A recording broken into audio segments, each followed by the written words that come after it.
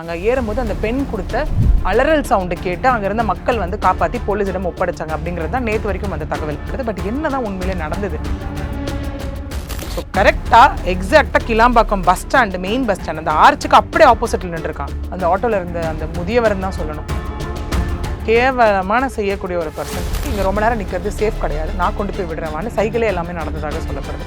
அந்த பெண் செய்த ஒரு நல்ல விஷயம், அந்த ஆட்டோவில் ஏறின உடனே அவங்களோட ஃப்ரெண்டுன்னு சொல்கிறாங்க இல்லையா, மாதவரத்தில் இருக்கவங்க, அவங்களுக்கு அந்த சிசிடிவி ஃபுட்டேஜில் வந்து எவன் வந்துட்டு கொண்டு வந்து இந்த ஆட்டோவில் மாற்றி ஏற்றுறானோ அவனோட முகம் வந்து ரொம்ப கிளியராக ரெக்கார்ட் ஆகிருக்கு. வந்தவர் என்ன பண்ணியிருக்கணும், உங்கள் அம்மா கிட்ட கொண்டு போய் ஒன்று சேர்க்குறேன்னு சொல்லியிருக்கணுமா? ஆனால் கூட்டிகிட்டு போனது பட்டினப்பாக்கம் போலீஸ் பூத். கூட்டிகிட்டு போயிட்டு அந்த பொண்ணு வந்து நீ தூங்கு உங்கள் அம்மாட்ட நான் கொண்டு போய் விடுறேன்னு சொல்லிட்டு அந்த பொண்ணு தூங்குற டைமாக பார்த்து அந்த பொண்ணுக்கிட்ட வண்டிக்குள்ளே கூட்டிகிட்டு வந்து அங்கேயும் அதே பாலியல் வன்கொடுமையை தான் செஞ்சுருக்காங்க. அவன் அந்த ஒரு நாய் அதுக்கு மேலே இருந்திருக்கான். அந்த இடத்துல 6 முறை அந்த என்னதான் ஆச்சு சென்னைக்கு அப்படிங்கிற மாதிரி தான் இருக்குது. இதுக்கு நிறைய இன்சிடென்ட்ஸ் இருக்குது. Be right sunflower oil. Right on a taste, right on a life. சினிமாவே மிஞ்சிற அளவுக்கு சென்னை அடுத்து இருக்கக்கூடிய கிளாம்பாக்கத்தில் பஸ்ஸுக்காக காத்திருந்த ஒரு இளம் பெண்ணை ஆட்டோவில் கடத்திட்டு போயிட்டு கூட்டு பாலியல் வன்கொடுமை பண்ண விஷயம் பெரிய அளவில் அதிர்ச்சியை ஏற்படுத்தியிருக்கு. இந்த சம்பவத்தில் என்ன நடந்துச்சு? அதில் வந்து முதல்ல 2 விதமாக வரப்பட்டது. அதாவது அந்த இன்னொரு ஆட்டோ டிரைவர் வந்து நமக்கு ப்ரெஸ் மீட் கொடுக்குற வரைக்கும் வேறு மாதிரி ஒரு ஸ்டோரி இருந்தது. அங்கே என்ன மாதிரி ஸ்டோரி இருந்ததுன்னா, கிளாம்பாக்கத்தை சார்ந்த அந்த பெண் வந்துட்டு ஆட்டோவில் போனாங்க. போகும்போது வந்துட்டு ஒரு கிலோமீட்டர் தள்ளி இன்னும் 2 பேர் அதில் ஏறினாங்க. ஏறும்போது அந்த பெண் கொடுத்த அலறல் சவுண்டு கேட்டு அங்கே இருந்த மக்கள் வந்து காப்பாற்றி போலீஸிடம் ஒப்படைச்சாங்க அப்படிங்கிறது தான் நேற்று வரைக்கும் அந்த தகவல். ஆனால் எப்போ அந்த இன்சிடென்ட்ல வந்து கூட இருந்து ஹெல்ப் பண்ணி ஒரு ஆட்டோ பர்சன் வெளியே வந்து சொன்னாரோ அப்போவே அது வேறு கண்ணோட்டம், வேறு விஷயம் நடந்திருக்குன்றது ஒரு, ஏன்னா மக்களுக்கு தான் கதை கட்டி விடுறது வந்து ரொம்ப கை வந்து கலையாச்சு அந்த இடத்துல. ஸோ அது ஒன்று. இன்னொன்று, சில மீடியா சேனல்ஸும் வியூஸ்க்காக இஷ்டத்துக்கு தம்ப்நெயில் ஒன்றா இருக்கும், உள்ள ஒன்றா இருக்கும், அந்த மாதிரி ஒரு விஷயம் பார்க்கப்பட்டது. பட் என்ன தான் உண்மையிலே நடந்தது அப்படின்னு பார்த்தோன்னா, இந்த பெண் வந்து சேலம்லேருந்து வந்திருக்காங்க. அவங்க வந்து ஒரு நார்த் இந்தியன் பெண்ணு. சேலம்லேருந்து அவங்க வந்திருக்காங்க. வந்துட்டு கிளாம்பாக்கம்ல நைட்டு 11 மணிக்கு வந்து இறங்கியிருக்காங்க. அதாவது அவங்களோட ஃப்ரெண்டுக்கு குழந்தை பிறந்திருக்கு அப்படிங்கிறதுனால அவங்களுக்கு கூட இருந்து பார்த்துக்கிறதுக்காக வந்திருக்காங்க. வந்துட்டு அவங்களுக்கு தமிழ் தெரியாது, இங்கிலீஷ், ஹிந்தி மட்டும் தான் அவங்களுக்கு தெரியும். ஸோ கரெக்டாக எக்ஸாக்டாக Kilambakkam bus stand, main bus stand, அந்த ஆர்ச்சுக்கு அப்படியே ஆப்போசிட்டில் நின்றுருக்காங்க. ஏன்னா இப்போ என்ன பண்ணுவாங்கன்னா, பஸ்ஸில் நிறைய பேர் உள்ளே போய் வெளியே வரைக்கும் நடந்து வரணுமா அப்படிங்கிற ரீசனால அங்கேயே இறங்கிடுறாங்க, வெளியூர்லேருந்து வர பஸ்ஸு. ஸோ அந்த எம்டிசி பஸ்லாம் இப்படி சுற்றிக்கிட்டு வரும்போது கரெக்டான பாயிண்ட்டாக இருக்கும் அந்த இடத்துல. இன்னொன்று, ஆட்டோ எல்லாமே நிற்கிற பாயிண்ட், அந்த இடம் வந்து ரொம்ப வசதியாக இருக்குன்றதுனால இப்போ நிறைய பஸ் கண்டக்டர்ஸே இங்கே இறங்கிக்கோங்க ஈஸியாக இருக்கும்னு சொல்லி இறக்கி படுற ஒரு ஸ்பாட்டு தான். பகல்லே நான் பார்த்துருக்கேன் அந்த இடத்துல, ரெகுலராக ட்ராவல் பண்ணுறதுனால சொல்கிறேன். போலீஸ் இருப்பாங்க அந்த இடத்துல. ஏன்னா கிராசிங் அங்கே பெருசாக தடுப்பு கிடையாது, எதுவுமே கிடையாது, ஒரு பெரிய சிக்னல் கிடையாது, கிராசிங் சிக்னல் கிடையாது. போலீஸ் எப்பவுமே அந்த இடத்துல பகலில் இருப்பாங்க. ஒன்று, பகல்லே இருக்காங்கன்னும் போது நைட்டு கண்டிப்பாக அவசியம் போலீஸ் இருக்க வேண்டிய ஒரு இடம். ஏன்னா 24/7 ஆக்சஸ் இருக்க ஒரு இடமா அது பார்க்கப்படுது. சரி, ஓகே, இது ஒன்று. ரெண்டாவது என்ன ஆகுது அப்படின்னா, இவங்க பஸ்ஸுக்காக வெயிட் பண்ணிட்டு இருந்ததாகவும் அந்த சைடு ஒரு ஆட்டோ வரும்போது அந்த ஆட்டோவில் இருந்த அந்த முதியவர்னு தான் சொல்லணும், ஒரு கேவலமான செய்யக்கூடிய ஒரு பர்சன். அந்த பெண்ணினுடைய அப்பா வயது இருக்கக்கூடிய 55-60 வயசு இருக்கக்கூடிய அந்த ஆள் வந்துட்டு என்ன பண்ணியிருக்கான், ஆட்டோவை நிறுத்திட்டு எங்கே போனோம் ஏதுன்னு கேட்கும்போது அந்த பெண் வந்துட்டு, இவங்களுக்கு ஹிந்தி தெரியும், அவனுக்கு தமிழ் தவிர வேறு எதுவுமே தெரியாது அந்த ஆளுக்கு. ஸோ சைக்கிளே எங்கே போனோம் வைக்கிறோன்னு கேட்கும்போது, இங்கே ரொம்ப நேரம் நிற்கிறது சேஃப் கிடையாது, நான் கொண்டு போய் விடுறேன் சைக்கிளே எல்லாமே நடந்ததாக சொல்லப்படுது. அந்த பொண்ணு வந்து நான் மாதாவரத்துக்கு போனோம் அப்படிங்கிற மாதிரி சொல்லும்போது சரி ஆட்டோவில் ஏறி உட்காந்துருக்காங்க. அந்த பெண் செய்த ஒரு நல்ல விஷயம் இன்றைக்கி இந்த விஷயத்தை வெளியே கொண்டு வந்ததுக்கான ரீசனாக என்ன பார்க்கப்படுது அப்படின்னா, அந்த பெண் அந்த ஆட்டோவில் ஏறின உடனே அவங்களோட ஃப்ரெண்டுன்னு சொல்கிறாங்க இல்லையா, மாதாவரத்தில் இருக்கவங்க, அவங்களுக்கு லொக்கேஷன் அனுப்புனது தான். Current location. ஓகே, கரண்ட்டில் லைவ் லொக்கேஷன். ஓ சரி, கரண்ட் லைவ் நம்ம ட்ராக்கிங் லைவ் லொக்கேஷன் அந்த இடத்துல அனுப்பியிருக்காங்க. அனுப்பும்போது அந்த பெண் வந்துட்டு சொல்லப்பட்டதான் என்ன இங்கே சொல்லப்படுதுன்னா, போகும்போது ஒரு 1 கிலோமீட்டர் தாண்டி, அதாவது அந்த மதுரவாயல் பைபாஸ் அதில் போகும்போது வந்துட்டு கொஞ்சம் தூரத்தில் அந்த ஆட்டோ நிறுத்தி, ஃபுல்லாக நமக்கே தெரியும் அந்த மதுரவாயல் பைபாஸ் வந்து லைட் எல்லாம் எவ்வளோ இருட்டாக இருக்கும் அந்த இடம்னு. ஏறும்போது அந்த வண்டியில் வந்துட்டு 2 பேர் ஏறினதாக சொல்லப்படுது. அந்த 2 பேரும் இந்த பெண்ணை நடுவில் உட்கார வச்சுட்டு இந்த பக்கம் ஒருத்தனும் வண்டி ஓட்டுற ஒருத்தனும் சொல்லப்படுது. அதை விட பெரிய அதிர்ச்சியான விஷயம் என்னன்னா, இன்றைக்கி என்னடா இஷ்டத்துக்கு எல்லார் கையிலையும் புழக்கம் ஆயிடுச்சு அப்படிங்கிற மாதிரி தான் பெரிய அருவா வைத்திருந்ததா சொல்லப்படுது. அவங்க அந்த இடத்துல 2 பேரும் அந்த பெண்ணினுடைய கழுத்தில் அந்த அருவா வச்சுட்டு இந்த பெண்ணை வந்துட்டு பாலியல் தொல்லைக்கு ஆளாக்கப்பட்டதா, அதாவது கையை வச்சுட்டு சும்மா இல்லாமல் அந்த பெண்ணை வந்து ரொம்ப ஸ்டார்ட் பண்ணதா சொல்லப்படுது அந்த இடத்துல. அதை தாண்டி என்னென்னா, அந்த பெண் கத்தனா அந்த இடத்துல வந்துட்டு கழுத்தில் இருக்க கத்தியை வந்து உள்ளே இறக்கிடுவோம் அப்படிங்கிற மாதிரி அங்கங்கே ஸ்க்ராச்சஸ் இருந்ததாகவும் இதில் சொல்லப்படுது. இது எல்லாமே ப்ரிலிமினரியாக நமக்கு வந்த விஷயங்கள் தான் அப்படின்னு சொல்லப்படுது. ஒன்று. அடுத்தது என்ன ஆகுது அப்படின்னா, ஒரு கட்டத்தில் அந்த பெண் வந்துட்டு அந்த லொக்கேஷன் லைவ்ல இருக்கு இல்லையா, அதை பார்த்து அவங்க உஷாராக இருக்காங்க. ஒரு பக்கம் எப்படி அந்த பெண் லொகேஷன் லைவ்ல இருந்தது இல்லையா, ஃபோன் லொகேஷன், அதை பார்த்துட்டு உஷாரா பொண்ணுக்கு இப்படி அசம்பாவிதம் நடக்குதுன்னு அவங்களுக்கு எப்படி தெரியும்னு கேட்குறேன். ஒண்ணு இந்த பெண்ணே என்ன உணர்ந்திருக்காங்க ஒரு கட்டத்துக்கு மேலனா, அவங்க இங்க இருந்து மாதாவரம் போட்டாங்க லொகேஷன். ஒரு லொகேஷன் போடும்போது என்ன ஆயிருக்குன்னா, அவங்களுக்கே தெரியுது லொகேஷன் எங்கேயோ மாறி மாறி போகுதுன்றது. ஒண்ணு இவங்களுக்கும் அலர்ட் ஆயிருக்கு. அவங்க ஃப்ரெண்டுக்கு அவங்க லொகேஷன் அனுப்புனாங்க பாருங்க. அதுவும் அந்த இடத்துல அலர்ட் ஆயிருக்கு. ஒரு கட்டத்துக்கு மேல ஃபோன் ஸ்விட்ச் ஆஃப். அந்த பெண்ணுடைய ஃபோன்ல சார்ஜ் இல்ல. ஃபோன் ஸ்விட்ச் ஆஃப். இந்த பொண்ணுக்கு எங்கேயோ சந்து சந்தா போறத பார்த்து ஒரு பயம் வந்திருக்கு. ஒண்ணு. 2வது இன்னொன்னு என்ன சொல்லப்படுதுன்னா, நெற்குன்றம்ல போய் நிறுத்திட்டு அங்கேயும் இந்த பொண்ண வந்து பாலியல் சீண்டல், அது வந்து நமக்கு இனிமே பாலியல் துன்புறுத்தலா, சீண்டலா, இல்ல பாலியல் வன்கொடுமையா அப்படிங்கிறது இது வரைக்கும் வெளியே வராத ஒரு விஷயமா தான் இருக்கு. இப்போதைக்கு வந்த தகவல் துன்புறுத்தல் அப்படிங்கிறது தான். தேவையில்லாத கையை வச்சுட்டு இல்லாம அங்க தொடர்றது இங்க தொடர்றது அந்த விஷயங்கள்லாம் நடந்துதான் வருது. சரின்னு சொல்லிட்டு அவங்க அங்கிருந்து திரும்ப அந்த நெற்குன்றம் அந்த விஷயம் பண்ணிட்டு திரும்ப அந்த பெண்ணை வந்து ஆட்டோல ஏற்றி கோயம்பேடு கிட்ட வரும்போது இந்த பெண் அந்த லொகேஷன் அனுப்புறாங்க இல்லையா, இப்படி போனை வச்சு அனுப்புறாங்கன்னா இவங்களுக்கு எல்லாம் தெரிஞ்சிட்டு இருக்கு. அப்ப இந்த இடத்துல ஐயோ நம்ம மாட்டிக்க போறோம் அப்படிங்கிற ஒரு விஷயம் தெரிஞ்சு அந்த சைடு வந்த இன்னொரு ஆட்டோ, அந்த ஆட்டோவை நிறுத்தி இந்த பெண்ணை வந்துட்டு எங்க வண்டியில இது கிடையாது, ஃபியூவல் கிடையாது எங்கள் வண்டியில், நிறுத்தி இந்த பெண்ணை கொண்டு போய் கோயம்பேட்டில் விட்டுரு அப்படின்னு சொன்னதாக சொல்லப்படுது. சொல்லிட்டு அவனுங்க அங்கேருந்து எஸ்கேப். இவர் என்ன பண்ணியிருக்காரு, அந்த பெண்ணை ஆட்டோவில் ஏற்றி உட்காருந்துன்னு அவரே சொல்கிறார் அந்த இடத்துல. பொதுவாக வந்து நான் யார்கிட்டயும் பேச மாட்டேன், அந்த பெண் ஏறி உட்காந்துன்னு அவ்வளோ அழுக. இன்னொன்று எனக்கும் அந்த இடத்துல ஹிந்தி தெரிஞ்சுது. அந்த பெண் கிட்ட கேட்கும்போது அந்த பெண் இந்த விஷயத்தெல்லாம் எனக்கு விவரிச்சாங்க. இந்த மாதிரி நடந்தது, என்னை தயவு செஞ்சு ஒரு போலீஸ் ஸ்டேஷனுக்கு கூப்பிட்டு போகிறீங்களான்னு கேட்டாங்க அப்படின்னு. மீன்வைல் என்ன ஆயிடுச்சு அப்படின்னா, அந்த ரூட் மாறிச்சு இல்லை, ஃபோன் ஸ்விட்ச் ஆஃப் ஆச்சு ஒரு பக்கம். அதுக்குள்ளே இந்த பெண் என்ன பண்ணியிருக்காங்க அப்படின்னா, இவங்க ஃபோன் ஸ்விட்ச் ஆஃப் ஆகிடுச்சு. இவங்க ஆட்டோவில் இருக்க சார்ஜரில் சார்ஜ் போட்டுட்டு அதுக்கப்புறம் வந்து ஆன் பண்ணி அவங்க ஃப்ரெண்டுக்கு சொல்லப்படுது இந்த விஷயம். இந்த மாதிரி விஷயங்கள்லாம் நடந்ததுனோடனே அவங்க என்ன பண்ணியிருக்காங்க அப்படின்னா, பல்லாவரம் அவங்களுக்கு வந்து ஃபஸ்ட்டு மாதவரத்துக்கு கண்ட்ரோலுக்கு சொல்லப்படுது. அதுக்கப்புறம் பல்லாவரம் இது ஆஃபீஸர் இதுக்கு வந்துட்டு சொல்லப்பட்டு கடைசியில் அவரே ஸ்பாட்டுக்கு வந்து பின்தொடர்ந்து வந்து அவர் என்ன பண்ணியிருக்காரு, ஃபோன் லைனுக்கு வந்து அந்த பெண்ணு உங்க கூட தான் இருக்காங்களா, வீடியோ கால் பண்ணி காமி சேஃப்டியை உறுதிப்படுத்த அப்படின்னு சொன்னப்போ, சரி ஓகே நீ வந்து அந்த எம்ஜிஆர் யூனிவர்சிட்டி இருக்கு இல்லையா, அங்கே கூட்டிகிட்டு வந்துடுற அந்த பொண்ணுன்னு சொல்லும்போது இவர் அங்கே கூட்டிகிட்டு போகிறதுக்கும் அந்த பெண்ணுடைய ஃப்ரெண்டு 4 பேர் அங்கே வர்றதுக்கும் போலீஸ் வர்றதுக்கும் அந்த இடத்துல சரியாக இருந்திருக்கு. அதுக்கப்புறம் அந்த பெண்ணுக்கிட்ட கேட்கும்போது தான் அந்த இவர் என்ன சொல்லியிருக்காரு, அரௌண்ட் அது வந்து நைட்டு டைம் ஆகிடும். ஏன்னா அந்த பொண்ணு ஏறினதே 11 மணி, அரௌண்ட் ஒரு 2:30 போல் 1:30 to 2:30 டைம் இருக்கும். இது நான் கொண்டு போய் விட்டப்பறம் நான் கிளம்புவான்னு கேட்கும்போது போலீஸ் என்ன சொன்னாங்க, அதெல்லாம் நீ கிளம்ப முடியாது, கூட இருந்து நீ எல்லாத்தையும் கூட்டிகிட்டு போய் எங்களுக்கு காமி, ஆட்டோக்கார் கூட்டிகிட்டு போய் காமின்னு சொல்லும்போது 4:30 வரைக்கும் நான் அங்கே தான் இருந்தேன், அவங்க கேட்ட விஷயத்துக்கெல்லாம் ஒத்துழைப்பு கொடுத்துட்டு தான் வந்தேன் அப்படின்னு சொல்கிறார். சரின்னு சொல்லிட்டு அந்த பெண் வந்தாங்க. இமீடியட்டாக அந்த பெண்ணுக்கு கவுன்சிலிங் கொடுக்கப்பட்டு ஹாஸ்பிட்டலுக்கு கூட்டு போகப்பட்டாங்க. அந்த பெண் கூட்டு போகும்போது போலீஸ் விசாரிக்கும் போது அந்த பெண் இதெல்லாம் சொல்கிறான், இந்த மாதிரி இவ்வளோ விஷயங்கள் நடந்ததுன்னு சொல்லி. சரி இது ஒரு பக்கம். அந்த ஆட்டோக்காரை கூட்டிகிட்டு போகிறாங்க, நீ எங்கே அந்த பொண்ணை ஏத்தன சொல்லு அப்படின்னு சொல்லி. அவர் ஏற்றின இடத்த காமிச்சிட்டு அங்கே பில்டிங்கில் ஒரு சிசிடிவி இருந்திருக்கு. அந்த சிசிடிவி ஃபுட்டேஜில் வந்து எவன் வந்துட்டு கொண்டு வந்து இந்த ஆட்டோவில் மாற்றி ஏற்றுறானோ அவனோட முகம் வந்து ரொம்ப கிளியராக ரெக்கார்ட் ஆயிருக்கு. அதாவது அவர் சொல்கிறாரு, இவனுங்கெல்லாம் பார்த்தா ஆட்டோக்காரனுங்க மாதிரியே தெரியல, கட்டம் போட்ட லுங்கியும் ஒரு காக்கி சட்டை போட்டிருந்தான், ஆட்டோக்கார மாதிரியே தெரியல அவனை பார்த்தா. சரி ஒரு பெண்ணு அந்த டைமில் இருக்காங்க, நம்ம கொண்டு போய் விடுவோமே அப்படிங்கிற விஷயம் எனக்கு அப்போ சந்தேகம் வரல. சரி ஆட்டோ மாற்றி விடுறான், ரொம்ப நல்லவன் போல, அந்த இடத்துல ஆட்டோ ஃபியூவல் இல்லைன்னு சொல்லி ஒரு பெண்ணு தனியாக இருக்கான்னு ஏற்றி விடுறான்னு என்கிட்ட ஏற்றி விட்டான். அதுக்கப்புறம் தான் இந்த விஷயம். அந்த பொண்ணு அழுகலையா, அப்போ அந்த பொண்ணு சத்தம் போடலையா இந்த ஆட்டோக்கார்ட்ட பேசிக்கிட்டு இருக்கிற அந்த மூமெண்ட்ல? சத்தம் போட்டதாவே இது வரைக்கும் அஃபிஷியலாக அந்த இன்ஃபர்மேஷன் சொல்லவே படலை. இந்த பெண் எப்போ ஓப்பன் அப் பண்ணதா சொல்லப்படுதுன்னா, எனக்கும் ஹிந்தி தெரியும்னு அவர் சொன்னார் பாருங்க, அப்போ கம்யூனிகேஷனுக்காக தான் அந்த பெண் வந்து வாயை திறந்ததா சொல்லப்படுது இந்த இடத்துல. ஏன்னா அந்த பொண்ணு ஃபர்ஸ்ட் இந்த ஆட்டோலேயே ஏற தயங்கினதாகவும் அதுக்கப்புறம் இவர் ஹிந்தி பேசுறதை பார்த்துட்டு இவர் என்ன சொல்றாரு, அந்த ஆட்டோல இருந்த இன்னொருத்தரும் வந்து ஹிந்தி லைட்டாக பேசினா அப்படின்னு அந்த இடத்துல சொல்றாரு. இந்த பெண் வந்து எனக்கு எப்போ ஹிந்தி தெரியும்னு அந்த மொமெண்ட் தெரிஞ்சதோ அப்பதான் இவங்க ஆட்டோல ஏறினாங்க. ஒருவேளை ஏறினது என்கிட்ட இதெல்லாம் சொல்றதுக்காக கூட இருக்கலாம். ஆட்டோல ஏறினதுக்கு அப்புறம் தான் சொல்லியிருக்காங்க, அழுதுருக்காங்க. அப்புறம் அவர் கேட்டிருக்காரு. அதுக்கப்புறம் தான் இந்த விஷயத்தை வந்து அவங்க சொல்லியிருக்காங்க. இப்போ போலீஸ் தரப்புல இருந்து என்ன சொல்லப்படுது அப்படின்னா, தனிப்படை அமைச்சிருக்கோம் அவங்களை பிடிக்கிறதுக்கு. மாதவரம் ஸ்டேஷன் ஒரு பக்கம் பேட்ரோல் போலீஸு, பல்லாவரம் அஃபிஷியல்ஸ் ஒரு பக்கம் தனிப்படை அமைச்சிருக்காங்க. அதையும் தாண்டி அந்த வழித்தடம் ஃபுல்லாக கிளாம்பாக்கம் டு கோயம்பேடு மாதவரம் வழித்தடம் ஃபுல்லாக இருக்க 20 சிசிடிவி கேமராவை நாங்கள் ஆய்வுக்கு உட்படுத்தி யார் என்னன்ற அடையாளம் வித் தட் ஆட்டோ நம்பர் நாங்கள் தேடிட்டு இருக்கோம் அப்படின்னு சொல்லியிருக்கோம். நான் அரசியலுக்காக கேட்கல, ஒரு புரிதலுக்காக கேட்குறேன். எதிர்கட்சிகள் சொல்ற மாதிரி சென்னை மாநகரத்தில் பெண்களுக்கு பாதுகாப்பு இல்லையோ?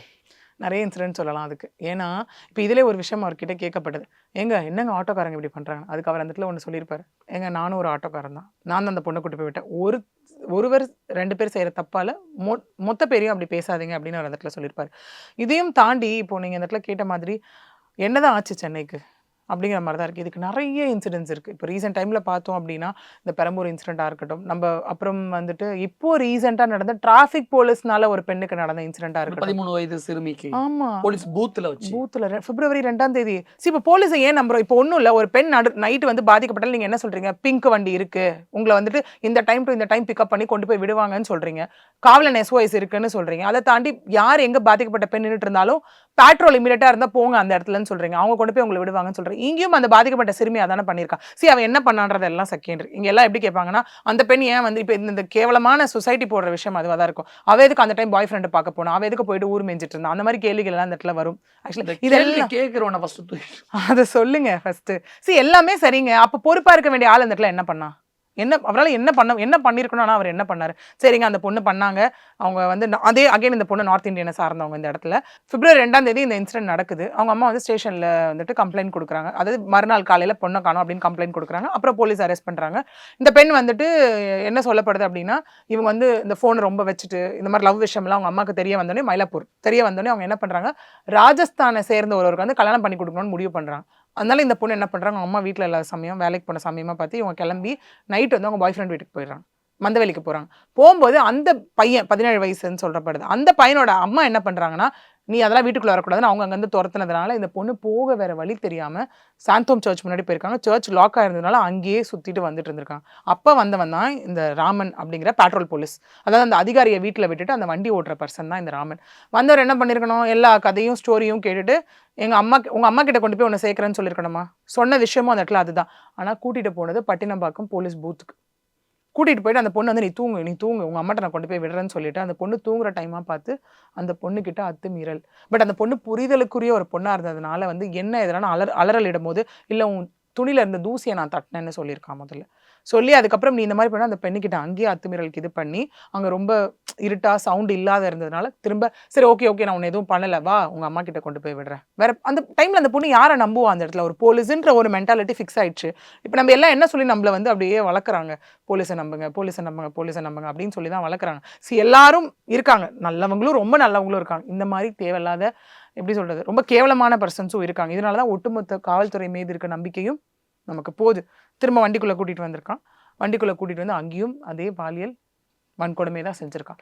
செஞ்சுட்டு கொண்டு போய் மந்தவெளி இதில் இன்னொன்றும் சொல்லப்படுது. என்ன அப்படின்னா, ஃபோன் அந்த வண்டியில் எப்படி ட்ரை பண்ணியிருக்கான் அப்படின்னா, அவனோட ஃபோனை கொடுத்து பாய் ஃப்ரெண்டுக்கு கால் பண்ண சொல்லியிருக்கான். கால் பண்ணி இல்லை இந்த மாதிரி நான் வீட்டை விட்டு வந்துட்டு நம்ம எங்கேயாவது போயிடலான்னு சொல்லும்போது ஃபோனை எப்படி யூஸ் பண்ணுறதுன்னு சொல்லி கொடுக்குற இதில் போய் தான் அங்கேயும் பாலியல் வன்கொடுமை ஈடுபட்டிருக்கான். போயிட்டு அந்த திரும்ப வந்து மந்தவெளியே அந்த பொண்ணை இறக்கி விட்டு போயாச்சு. விச் மீன்ஸ் எனக்கு யாரும் தெரிய போகிறது இல்லை, ஒன்றும் இல்லைன்னு இறக்கி விட்டு போயாச்சு. ஏங்க நமக்கு தான் ஒரு லேமேனுக்கே தெரியுது இவ்வளோ சிசிடிவி இருக்குது, இவ்வளோ விஷயங்கள் இருக்குன்னு, ஒரு போலீஸ்க்கு தெரியாதா? அப்போ இதுலேருந்து என்ன தெரியுது, அப்போ நீங்கள் சிசிடிவி ஆய்வுக்கு உட்படுத்துறது இல்லைன்னு தெரியுது. இதே ஆய்வுக்கு உட்படுத்துனா என்ன கேட்டிருப்பீங்க, எதுக்கு சம்மந்தம் இல்லாமல் ஒரு போலீஸ் அஃபிஷியல் எதுக்கு அந்த பொண்ணு அங்கே கூட்டிகிட்டு போகணும் அப்படின்னு கேள்விகள் வரும் இல்லையா அந்த இடத்துல. அதுதானே மானிட்டரிங் சிஸ்டம். அதுக்கு தான் நீங்கள் ஐடி சிஸ்டம் தனியாகவே வைக்கணும். அந்த பொண்ணை கொண்டு போய் அங்கே விட்டோன்னே அந்த பெண் வந்துட்டு அப்புறம் அந்த பொண்ணு வந்தோடனே அவங்க பையனோட அம்மா பார்த்துட்டு சரி 2 பேரும் கிளம்பி கடலூருக்கு போங்க, கல்யாணம் பண்ணிக்கோங்க அப்படின்னு சொல்லப்பட்டிருக்கு. கிளம்பி கடலூருக்கு அனுப்பிட்டாங்க. இதுதான் ஃபஸ்ட்டு நடந்த விஷயமா இருக்குது. பெண்ணுடைய அம்மா வந்து கம்ப்ளைண்ட் கொடுக்குறாங்க, இந்த மாதிரி அவங்க பையன் தான் என் பொண்ணு லவ் பண்ணா மிஸ்ஸிங்னு. அவங்க வீட்டுக்கு போலீஸ் போகிறாங்க. பொண்ணு அம்மாவோட போகும்போது பையன் எங்கன்னு கேட்கும்போது எனக்கு அதெல்லாம் தெரியாது, என் பையனும் மிஸ்ஸிங் அப்படின்னு அவங்க சொல்கிறாங்க. அப்புறம் அவங்க ஃபோனோட சிடிஆர் கால் டீட்டெயில் ரெக்கார்டிங் போட்டு பார்க்குறப்போ அவங்க கடலூரில் இருக்க ஒரு நம்பருக்கு ஆஃபன் பேசிகிட்டு இருந்திருக்காங்க. போலீஸ் கிளம்பி கடலூர் போனப்போ தான் தெரியுது இந்த பையனுக்கும் இந்த பொண்ணுக்கும் கல்யாணமே ஆயிடுச்சு.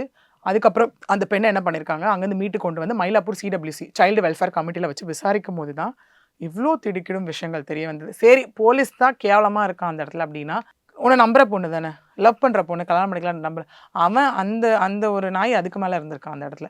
6 முறை அந்த பெண்ணை வந்து பாலியல் வன்கொடுமைக்கு ஆளாக்கியிருக்கான் அந்த பையன். கல்யாணம் ஆயிடுச்சுங்கிற பாயிண்ட் ஆஃப் வியூ அப்படி பண்ணிட்டான்.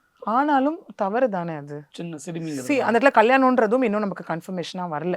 கல்யாணம் ஆகிறதுக்காக தான் கூட்டிகிட்டு போனான்றது ஒரு பக்கம் கல்யாணம்ன்றது ஒன்று இருக்குது. அது எப்படிங்க சைல்டு மேரேஜ் 18 வயசு கீழே கல்யாணம் பண்ண முடியும்? முதல்ல அவங்க சரி இது எல்லாம் விட்டுரும், அவங்க அம்மாவுக்கு அறிவு இருக்கணும்ல, உனக்கு வயசு கிடையாதுமா, கல்யாணம் பண்ணக்கூடாதுன்னு சொல்லியிருக்கலாம்ல. கல்யாணம் பண்ணிட்டேன்ற ஒரு விஷயம் வந்து ஒரு அட்வான்டேஜாக எடுத்துகிட்டு பண்ணுறதுன்றது தப்பு. அது சரி ஓகேங்க, கல்யாணம் ஆயிடுச்சு பண்ணலன்னா 6 முறை தொடர்ந்து வன்கொடுமைக்கு ஆளாக்கப்பட்டிருக்கான் அந்த பொண்ணு. இது எல்லாமே அந்த பொண்ணு வந்து ரெஜிஸ்டர் பண்ண ஸ்டேட்மெண்ட். அந்த பெண் காமிச்ச அடையாளங்களை வச்சு இப்போ அந்த ராமனையும் இந்த இடத்துல அரெஸ்ட் பண்ணி ராமன், அந்த பையன், அதுக்கப்புறம் அவங்க அம்மா 3 பேரையும் போக்சோ சட்டத்துக்கு கீழே இப்போ கொண்டு வந்திருக்காங்க. 13 வயது சிறுமிக்கு போலீஸ் பூத்தில் வச்சு போலீஸே பாலியல் பலாத்காரம், பாலியல் வன்கொடுமை பண்ணுறாங்க அப்படிங்கிறதெல்லாம் கேட்கவே அதிர்ச்சியாக இருக்குது. இப்போ போலீஸை நம்பக்கூடாதோ, போலீஸாகவே இருந்தாலும் நம்பக்கூடாதா அப்படிங்கிற ஒரு கேள்வி இதில் இருக்குது. ஆமாம், சரி இவன் தான் ஆம்பளை இப்படி பண்ணான்னு பார்த்தா இதே ஒரு லேடியும் இன்வால்வ் ஆனாங்க. நமக்கு அண்ணா நகர் இஷ்யூவில் இதே அந்த பொண்ணு எங்கே தாங்க போகணும், நைட்டு போகக்கூடாது எங்கே, அந்த பொண்ணு அதே அப்பார்ட்மெண்ட்டில் இருந்திருக்கா. இருந்தவனே நீ வந்து ஒரு கட்சிக்காரர் சுதாகர்னு ஒருத்தன் வந்து, அப்புறம் அந்த இடத்துல சதீஷ்னு சொல்லப்படுற கேன் போடுறவன் ஒருத்தன் வந்து, இவங்க எல்லாம் பண்ணியிருக்காங்க. பாதிக்கப்பட்ட பெற்றோர் ஐயோ நமக்கு வந்து ஸ்டேஷன்லேருந்து ஃபோன் வந்துருச்சு, நம்மளுக்கு வந்து ஒரு நியாயம் கிடைக்கும், நீதி கிடைக்கும், நாங்கள் போனால் இவங்களுக்கு அங்கே காத்திருந்ததும் அதிர்ச்சி தான். தப்பு பண்ணவன் அங்கே ஜாலியாக சேரில் உட்காந்துருக்கான், கால் மேலே கால் போட்டு. அவன் முன்னாடி இவங்களை அசிங்கப்படுத்தி அடிச்சு ரத்தம் வர அளவுக்கு இதெல்லாம் நீங்கள் சொன்னீங்கன்னா உங்களை வந்து உங்கள் மேலே இந்த கேஸ் போட்டுருவோம், பொண்ணு வச்சு நீங்கள் தொழில் பண்ணுறீங்கன்னு நான் சொல்லிடுவேன். அப்படி சொன்னது யார்? இன்ஸ்பெக்டர் ராஜி, பெண் போலீஸ், பெண் காவல் ஆய்வாளர், AWPS அண்ணா நகர். இதுதான் பெரிய விஷயமா பேசப்பட்டது. சூமோட்டோவே இது எடுத்துக்கப்பட்டது மீடியா பார்த்து. அதுக்கப்புறம் தான் அரசு தரப்புல கேள்வி கேட்கப்பட்டது, நீங்க என்னங்க பண்ணீங்க, அவங்களை இவ்வளவு தூரம் பண்ணிருக்காங்க, நம்ம இல்லங்க இந்த கேஸ் அவங்களை விசாரிக்க வேணாம்னு சொல்லி டிரான்ஸ்ஃபர் பண்ணிட்டோம்னு சொல்லியிருக்காங்க அரசு தரப்புல. இதுதான் பனிஷ்மெண்ட். ஜட்ஜு வன்மையா கண்டிச்சு அதுக்கப்புறம் தான் இப்ப ஃபைனலா நம்ம பார்த்த விஷயம் என்னன்னா அவங்களும் அரெஸ்ட் பண்ணப்பட்டிருக்காங்க. அப்ப போலீஸ்னாலே பாதுகாப்பு இல்லையா? ஆண் போலீஸ் சரிங்க, அப்போ ஒரு பெண்ணு நம்பி போனா அப்ப என்னதான் நடக்கும், இங்க யார்கிட்ட தான் நீதி கிடைக்கும்? அண்ணா நகர் யூனிவர்சிட்டியில அதே போலீஸை நம்பி தான் போனாங்க, FIR லீக்கேஜ். அப்ப அந்த பொண்ணு இனிமே யாரை நம்பி போகணும், என்ன நம்பி போகணும், எதுவா போகணும் இந்த இடத்துல? அதுதான் இங்க வந்து பெரிய கேள்வியா வைக்க. ஒரு போலீஸாவே இருந்தாலும் நம்ப கூடாதுங்கிற தாண்டி அந்த பெண் போலீஸாவே இருந்தாலும் நம்ப கூடாதா அப்படிங்கிற மாதிரி எல்லாம் கேள்வி கேட்க. இந்த கிளம்பக்கம் மிஷின்ல எல்லாம் என்ன கேட்டாங்க, 11 மணிக்கு அந்த பொண்ணுக்கு என்ன வேலை பஸ் ஸ்டாப்ல? எங்க பொண்ணுங்க வேலைக்கு போக கூடாதா? பெண்ணுங்க வந்து இங்கே போயிட்டு அங்கே போயிட்டு வரக்கூடாதா? இந்த பொண்ணு ஃபுல் ஃபேமிலியாக ஃப்ரெண்டை பார்க்க ஊர்லேருந்து வந்து அவங்க கிளம்பி போகிறாங்க. அப்போ இவங்க சொல்கிறதெல்லாம் எப்படி இருக்குன்னா, நீ கிச்சனை விட்டு 4 செவத்தை விட்டு தாண்டி வராத, திரும்ப பழையபடி வந்து நீ முழுக்க போத்தி கட்டிக்கோ. எனக்கு இதில் என்ன சொல்லப்படுது அப்படின்னு பார்த்தீங்கன்னா, ஒரு காலத்தில் பெண்கள் வந்துட்டு ப்ளவுஸஸே இல்லாமல் சாரி கட்டின காலங்கள்லாம் உண்டு. அப்போ இவ்வளோ க்ரைம்ஸ் இருந்ததான்னு கேட்டால் கண்டிப்பாக கிடையாது. பார்க்குற பார்வைகள், பார்க்குற விதங்கள் தான் இருந்தது. பட் இந்த இடத்துல இப்போ எப்படி ஆயிடுச்சுன்னா, ஒரு பெண்கள் அப்படின்னாலே ஒரு போதைப் பொருளாகவோ இல்லை ஒரு செக்ஸ் டாயாவோ பார்க்குற ஒரு கட்டம் தான் இப்போ மாறிட்டு இருக்கு. இப்போ நடக்கக்கூடிய இந்த பெண்கள் பாதிக்கப்படக்கூடிய இந்த செக்ஷுவல் அபியூஸ் கேஸ்லலாம் பெண் போலீஸாகவே இருந்தாலும் அக்யூஸ்டாக மாறி இருக்கிறாங்க. ஆனால் இப்போ கரண்ட்டில் ADGP-யாக இருக்கக்கூடிய கல்பனா நாயக் அப்படிங்கிற பெண் IPS அதிகாரிக்கு உயிருக்கு அச்சுறுத்தல் இருக்குது, பாதுகாப்பு இல்லைன்னு அவங்களே கம்ப்ளைண்ட் கொடுக்குறது, புகார் கொடுக்குறதுலாம் அதிர்ச்சியாக இருக்குது கேட்க. இது நம்ம இன்சிடென்ட் பார்த்தோன்னே நம்ம எல்லாம் நினச்சிருக்கலாம், நேற்று நடந்ததா முந்தானத்து நடந்தது, நம்ம எல்லாமே சர்ச் பண்ண ஆரம்பிச்சிருப்போம். இது 6 மாதங்களுக்கு முன் நடந்த விஷயம். அதாவது ஜூலை 29 உங்களுக்கு நடக்குது இந்த விஷயம். ஒரு ADGP-க்கே தமிழ்நாட்டில் இதுதான் நிலைமையாங்கிற ஒரு கேள்வி. ஏன்னா இது எல்லாமே ஒரு பொலிட்டிக்கல் ப்ரெஷர்னால வெளியே வருது. எடப்பாடி அவர்கள் போட்ட ஒரு ட்விட்னால தான் இது வெளியே வந்திருக்கு. என்னது குறைபாடுகளை தட்டி கேட்க போகும்போது நீங்கள் கொலை பண்ணுறதா சட்டம் ஒழுங்கா அப்படிங்கிற மாதிரி ஒரு கேள்வி கேட்டிருந்தாரு. அண்ணாமலை அவர்களும் கண்டனம் தெரிவிச்சிருந்தார் இந்த இடத்துல. இதில் என்ன சொல்லப்படுதுன்னா, சரிங்க ஒரு காமன் லேமேன்ஸ் கொடுத்தா தான் நீங்கள் ஆக்ஷன் எடுக்க மாட்டீங்க.